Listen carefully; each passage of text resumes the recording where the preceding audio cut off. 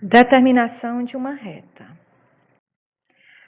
Determinamos uma reta no plano cartesiano conhecendo dois pontos distintos, mas também é possível ser determinada conhecendo apenas um ponto e um ângulo, pois uma reta S intercepta o eixo 0x, ou seja, o eixo das abscissas, em um ponto M, formando o ângulo alfa.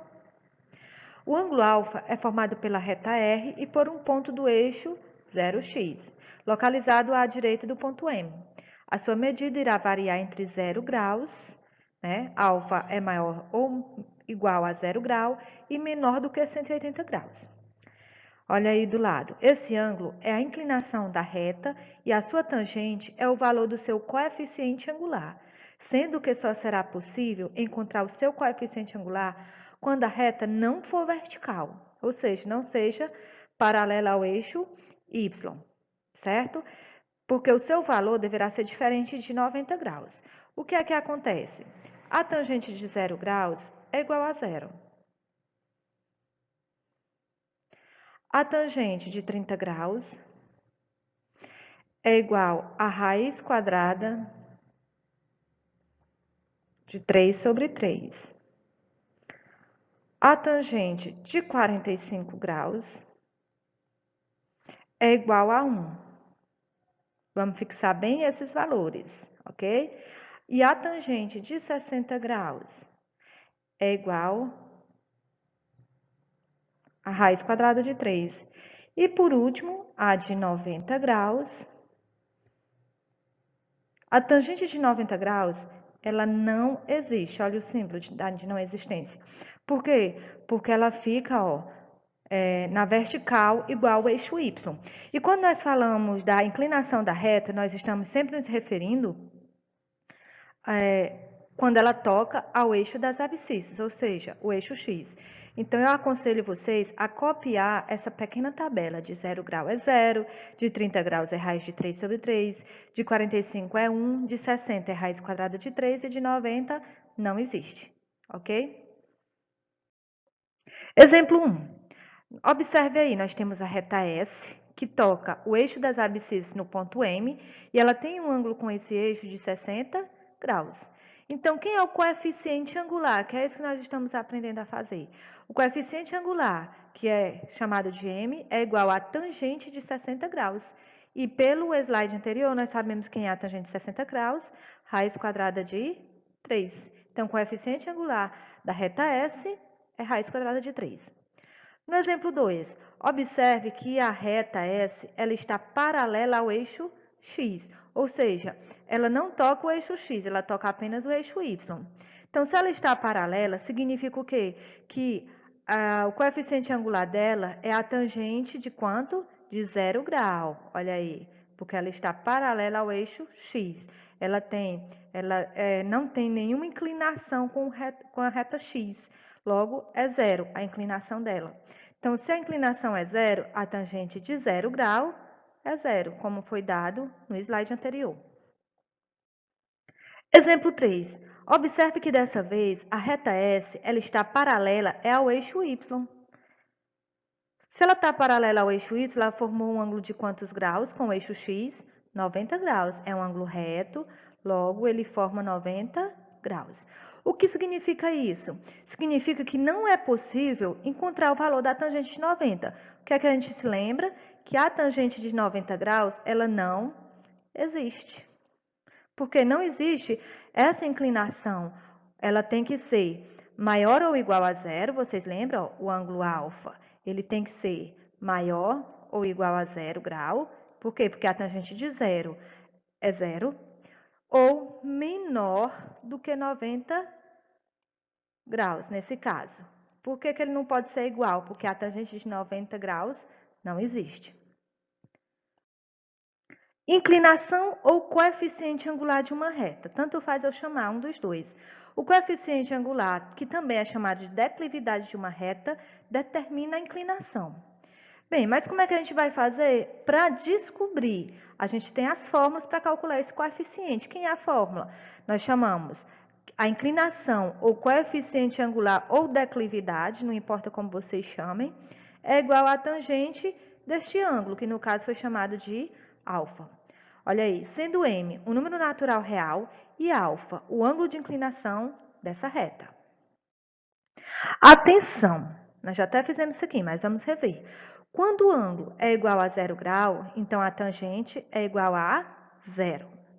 Quando o ângulo é agudo, ou seja, é menor do que 90 graus, então a tangente desse ângulo vai ser maior do que 0. No caso, nós vimos lá, de 30 graus, raiz de 3 sobre 3, de 45 é 1, de 60 é raiz de 3. Quando o ângulo é reto, ou seja, ele é 90 graus, não é possível calcular o coeficiente angular, pois não existe a tangente de 90. Quando o ângulo é obtuso, obtuso significa que ele é maior do que 90 graus. Então, consequência, esse coeficiente angular vai ser o quê? Essa tangente ela vai ser menor do que 0. Significa que ela vai ser números negativos. Então, como é que eu calculo o coeficiente angular de uma reta não vertical por dois de seus pontos? Vamos lá, para calcular, nós precisamos o coeficiente angular de uma reta, a partir de dois de seus pontos, nós devemos dividir as variações entre os eixos x e y. Como é isso? Quem é a variação de y? Então, vai depender como eu chamo. Se eu chamar de y1 e y2, vai ser o y2 menos o y1, dividido por, a mesma coisa acontece com o x, o x2 menos o x1. Ou não tem problema se eu inverter esses valores. Agora é o seguinte, se eu inverto os y, fica y1 menos o y2, eu também tenho que inverter o x, fica x1 e o x2. Ou como nesse caso aqui, eu chamei de ponto A, xa, ya, ponto B, xb, yb. Então vai ficar yb menos ya sobre xb menos xa, ou invertendo ambos.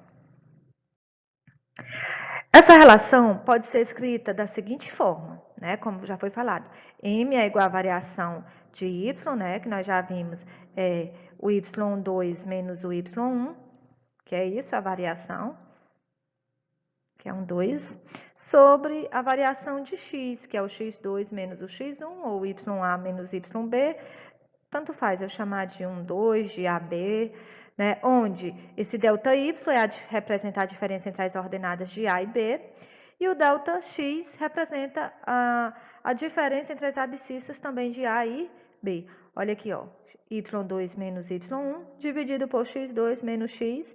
Não é isso? Ó, fica aqui, ó. Essa variaçãozinha aqui, ó. X, diferença dos y, dividido pela diferença dos x. Exemplo, para compreender melhor, vamos calcular o coeficiente angular da reta que passa por A e B. Olha aqui, primeiro passo, que é o que eu venho sempre dizendo, é identificar os pontos. Ó, no ponto A nós temos o YA, aliás, o XA primeiro e o YA. No ponto B nós também temos os dois, o XB e o YB. Então, quem é o coeficiente angular da reta, que são essas variações? Quem é o ΔY? Bem, o ΔY eu sei que é quem? É o YB. Eita, mas eu estou piorando as letras. Menos o YA sobre o XB menos o XA, ok? Agora, o que é que eu vou fazer? Vou apenas substituir. Quem é o YB? O YB é 2. Menos quem é o YA? 4. Sobre quem é o XB? 3. Menos da fórmula, quem é o XA? Menos 5. Aí, observe que eu tenho que separar entre parênteses. O de cima aí vai ficar como? Sinais diferentes, eu tenho 2 menos 4, eu conservo o sinal do maior modo e subtrai. 4 menos 2, 2. Sobre 3, menos por menos, mais. Com 3 mais 5. O que é que vai acontecer aqui? Vai ficar, ó, menos 2 sobre 3 mais 5, 8. Só que eu observo que é uma fração grande. E dá para eu reduzir dividindo o numerador e o denominador por 2. Então, isso vai ficar como? Ó, o menos eu conservo, ó, menos por mais, menos. 2 dividido para 2, 1. 8 dividido para 2, 4. Então, o coeficiente angular da reta que passa pelos pontos A e B é menos 1/4. Então, eu posso fazer diferente? Posso. eu comecei primeiro pelo segundo ponto menos o primeiro ponto. Mas e se eu fizer o contrário? Será que vai dar certo? Vamos lá. Eu comecei por YB menos YA. Agora eu vou começar por YA menos YB. Vamos testar. Eu já garanti desde o começo que dava certo, não foi? Só tenho que ter cuidado. Na mesma ordem que eu faço com o Y, eu tenho que fazer com o X. Vamos lá. Substituindo. Quem é o YA? O YA é 4, menos da forma. O YB é 2. Sobre o XA é menos 5, menos da fórmula. O XB é 3. Então, isso aqui vai ficar como 4 menos 2, 2. Sobre sinais iguais, conserve e soma. 5 mais 3, 8. Olha aí. Agora eu vou reduzir ambos por 2. Se eu quisesse deixar menos 2 oitavos, também era válido? Era, mas vamos ter cuidado, né? Mais por menos, menos. 2 dividido para 2, 1. 8 dividido para 2, 4. Olha aí, como não importa por onde eu comece, o resultado vai ser sempre o mesmo. É só eu ter cuidado.